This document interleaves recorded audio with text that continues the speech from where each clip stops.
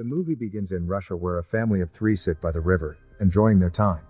The youngest of them, Sergei Alyoskov, boasts to his elder brother and mother about him being on top of a tree, when suddenly, German fighter jets fly overhead. The mother asks her kids to quickly hide in the bushes, but the 6-year-old claims he is not scared and strikes the jet with a slingshot. To everyone's surprise, he manages to hit the jets and explode them. But when he looks around, his family is gone. Sergei wakes up frightened from the dream and calls for his mother. Just then, someone knocks on his door. Assuming it is his mother, he runs towards it, but a neighbor woman comes in panicking. She thanks God for keeping him alive, and informs him that his mother and brother are dead. The little boy cannot comprehend what she is saying, and wants to stay in the house to wait for his mother. The woman tells him that the Germans have attacked them and that he should run away. Just then, some soldiers approach their house. The woman makes Sergei run out through the window but is shot dead before she can join him. The little 6-year-old is now on his own, with no family and friends. As Sergei runs away from the house, he sees his whole neighborhood burning behind him. He calls for his mother in vain, and runs away from there. After running for a while, he ends up in the middle of the woods. The little kid starts to call for his mother to come and get him, because he is lost. That night, he stays in the jungle. The following morning, we see him drink water from a river, when the enemy soldiers approach his way. Sergei, knowing that they are dangerous, quickly hides inside a tree's roots. He is startled when a snake comes nearby, but doesn't utter a word or run away.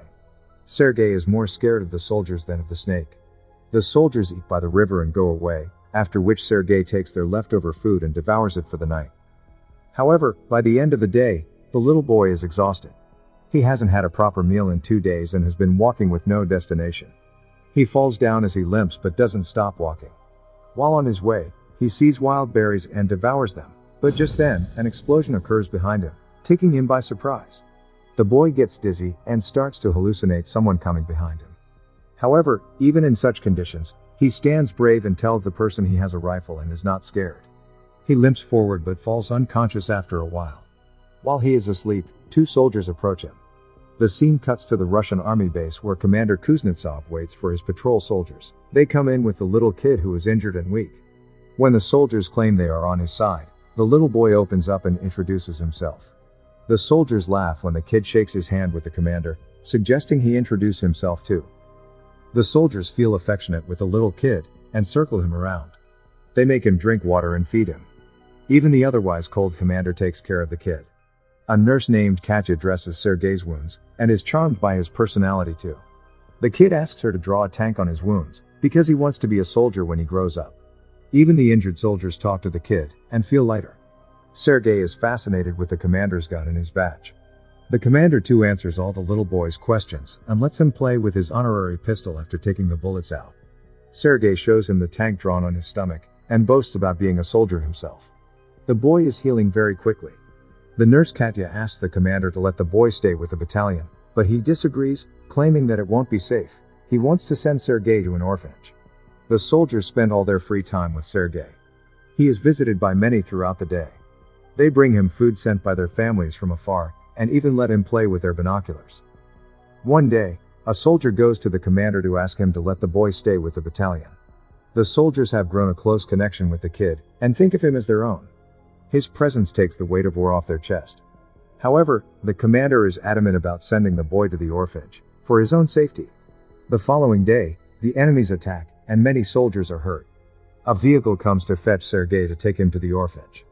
The commander breaks the news to the kid, and gives him a wooden honorary pistol as a gift. The boy in turn hugs him, claiming that he is scared for the commander's safety. The commander melts in his embrace, and changes his mind. He asks Sergei to stay with the soldiers as his son. That night, the soldiers look for little soldier clothes for the little boy. They are over the moon to have Sergei stay with them. The commander wakes Sergei up and gives him the clothes. He wears them and runs around, looking like a real soldier. The others start calling him their little soldier boy. As the kid runs around, the Germans launch an air attack on the battalion.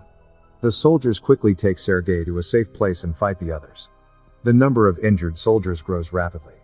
Sergei wants to make himself useful, so he brings water to thirsty soldiers.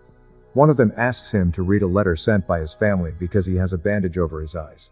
The little boy wants to help, but doesn't know how to read. He takes the letter and starts making up the things written on it, claiming that the soldier's cow is safe back home. When the soldier says he doesn't have a cow, The others tell him to go along with the story and laugh. He reads everyone else's letters in the same fashion and cheers them up. In the following scene, we see Katya and the commander talking. The two seem to be attracted to each other, but do not confess their feelings. Later, Sergei tells the commander that he is of the orderly position in the battalion and starts introducing himself as one. However, the boy then sees one of the soldiers stationed destroyed from the attack. The commander teaches him to take his hat off to pay respect to the dead soldier. The next day, he insists the commander give him a mission and is given a task to distribute the letters among the soldiers. He completes his task efficiently and even makes the soldiers dance for him. The following day, Sergei goes a little far from the base with his binoculars. As he is playing with it, he sees someone's leg moving from inside a haystack. He rushes back to the battalion and tells the soldiers about his findings. The soldiers are skeptical, but go with the boy anyway. When they reach near the haystack, they are alerted to see two German spies hiding underneath. The spies are arrested, and the kid is praised for his intelligence. That night, the commander shows Sergei the legal papers for his adoption. He is now officially the kid's father. Sergei knows of the commander's feelings for Katya, so, to repay his kindness, he takes him to confess to her. But the two see her talking to a different man, and wrongfully assume she is interested in someone else. The base is attacked by the Germans again. This time, Sergei helps the soldiers with all his might, by supplying ammunition to the soldiers in the front line, but the soldiers there command him to go back to the shed because it is too dangerous outside. When he comes to the shed, he sees the commander and others panicking because the phone's connection with the colonel is lost. A soldier is sent to fix the broken wires. Sergei follows the soldier and sees he has been fatally wounded. He asks the dying soldier how he can fix the wires, and does it himself. The connection comes back and more troops are called. The 6-year-old saves everyone's life. Later, we see the commander and Katya talking by the river. The commander finally confesses his love for her and asks her to be Sergei's mother. Katya is over the moon, but before she can say anything, a soldier approaches them and gives the commander a letter, saying they have been dispatched from the base. The following day, all the soldiers leave for their new base along with Sergei. However, on their way, they come across a minefield that blows off some of their vehicles. The commander is hurt while the group's orderly, who Sergei was close with, dies in the explosion. He cries and hugs the commander. They carry the injured ones with them and continue their journey to their new base. When they finally reach the other base, they meet the commander's leader, the general. He too is impressed by the kid's ambition, and congratulates the commander for having such a smart kid. The following day, their division is awarded a guard's banner, and so is the boy. He promises to save his country when the general gives him his badge. One night, their base is attacked brutally, and the commander is trapped under the ruins. Sergei cries for his father and tries to save him. He calls the other soldiers, who finally bring the commander out. The next day, Sergei approaches an injured commander. His hands were hurt while trying to save the commander. The kid is now an inseparable part of the team. He doesn't have a family beside them, and moves wherever they go in the war. The movie ends as the regiment is seen moving to another base. A voice in the background narrates that he even took part in the Stalingrad battle, and reached Poland with the soldiers. He is currently known as the world's youngest soldier ever, and the legendary story of his bravery is now spread for the whole world to hear.